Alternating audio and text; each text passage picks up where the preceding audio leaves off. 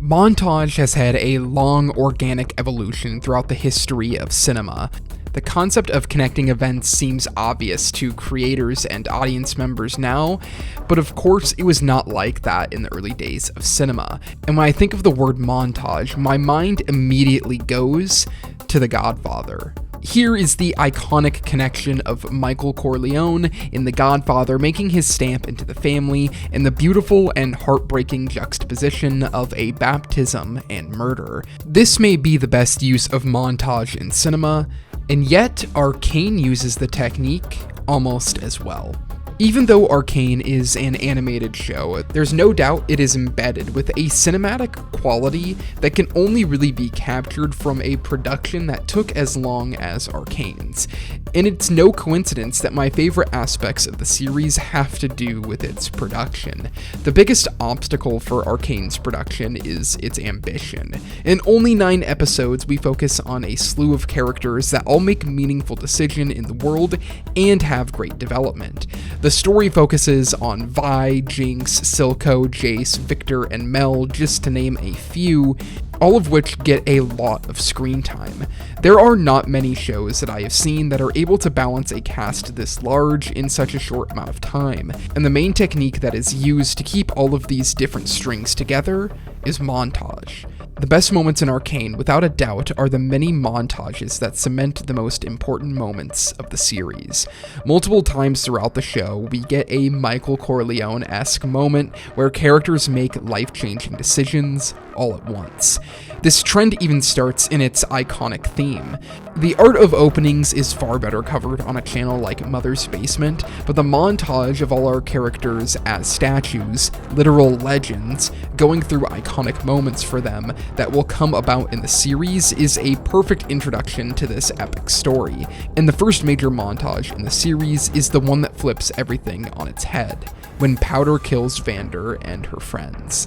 Everything in the first 3 episodes builds to this sequence, showing off the strength between Vander and Vi and the disconnect between the leaders of the underworld and their pursuit in getting freedom.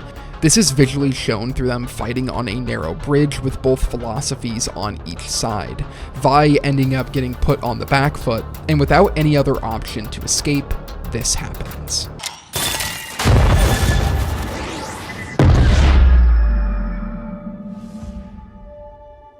This entire moment flips everything on its head and establishes many things for the series. The first is that actions have consequences. Powder has the brains to create this technology, and yet when it is used wrong, it causes disaster, killing many people she cares about.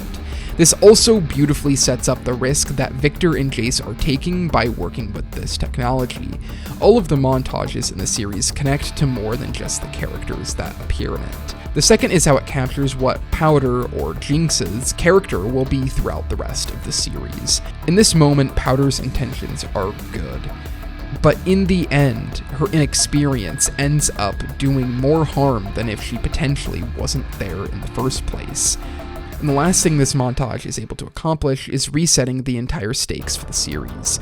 Vander, a huge player, is now dead, and Vi is taken away for a long time at the conclusion of this. This is where Vi and Powder split.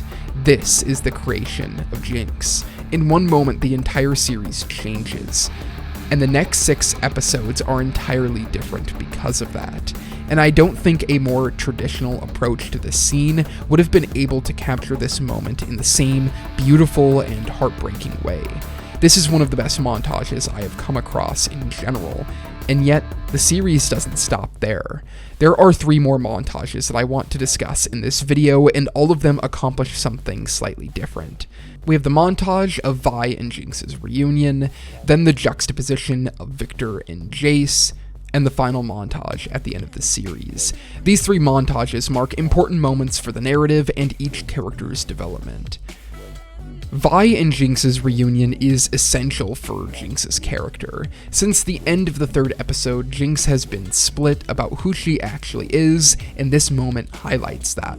She wants to believe in Vi, but at the same time doesn't know if she can trust her sister that she hasn't seen in years. This entire montage builds up to each character's lowest moment, a nice middle ground for their character arcs. The montage calling back to the end of the 3rd episode, but here all of the characters come to terms with the growth that they have made. The montage calling back to the end of the 3rd episode, and here the characters understand how little growth they have actually made. Vi still can't save Jinx, Silco doesn't have as much power as he wants to believe, and Jinx still doesn't know who she is. But by making this scene a montage, it plays up this connection to the previous episodes, while also highlighting the violence and destruction of the things around these characters, and how many of them feel like they haven't changed after all these years. I particularly love what this does for Silco's character, and how in both instances he does not have as much control over the situation as it would seem, and yet he still survives. The final montage in the series pays off these two previous, however it also has a great connection to Jace and the others at the high end of Piltover, so briefly I want to discuss the Jace montage. This is an example of how a montage is used to great effect when juxtaposing two different ideas. Here, highlighting the different character arcs Victor and Jace go through. Victor believes in Jace's work as a scientist, and they both end up creating Hex Tech to make Piltover one of the most technologically advanced cities in the world. In their creation of such great technology, they got the support of the council, and Jace has essentially become an icon. Victor staying in the background while Jace is lifted up as a councilman and given amazing influence in the city, and their contrasting journeys are captured perfectly in this one montage in episode 5. Jace has been seduced by Mel, while Victor at the same time working on his science and struggling with his declining health. The scene is a total mix of heartbreaking, but also hype. Jace is making his way up in the world and seems to be with someone who actually cares about him.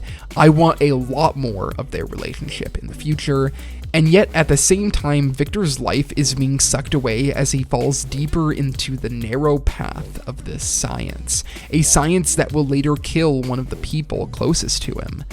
I love how this contrast also shines new light on Jace as a character, because maybe if he helped Victor and paid more attention to him, things wouldn't go so poorly in the end.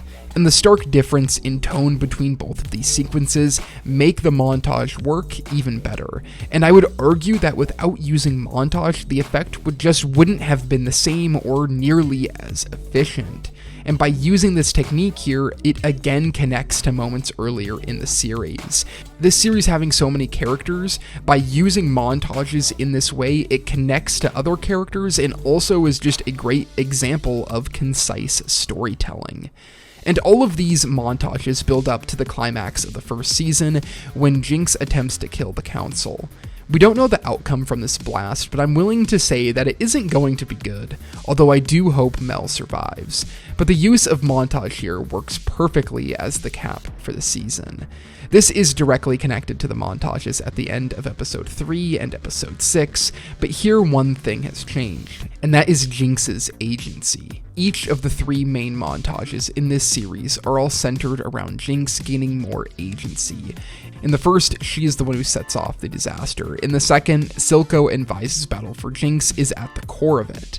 But now Jinx confirms who she is and takes control over the narrative. And at this point, Mel pays off all the power she has achieved and decides that peace is achievable, and this is the first progress that has been made for the Undercity.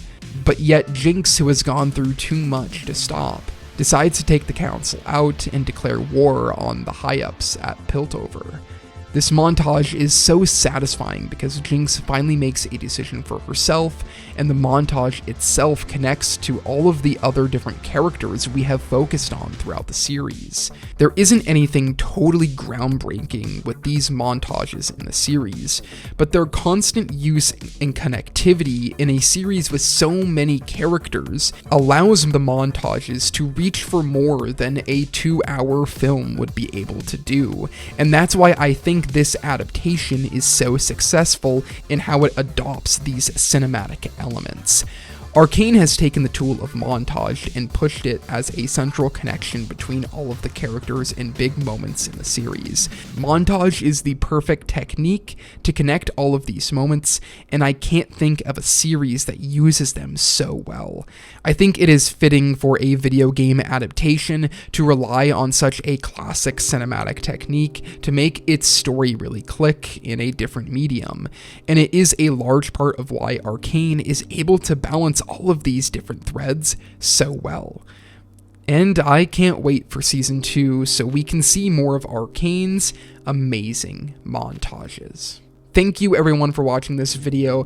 I hope you enjoyed it, and I hope you guys enjoyed Arcane as much as I do. If you guys want me to talk more about the series and want me to cover the series in other videos on this channel, especially as in the future years we're getting more seasons, let me know down in the comments below. Give this video a thumbs up so I can know to make more Arcane content in the future. I think it's a really great series, and I definitely would enjoy talking about it more. Thank you so much for watching this video, and I hope to see you in the next one.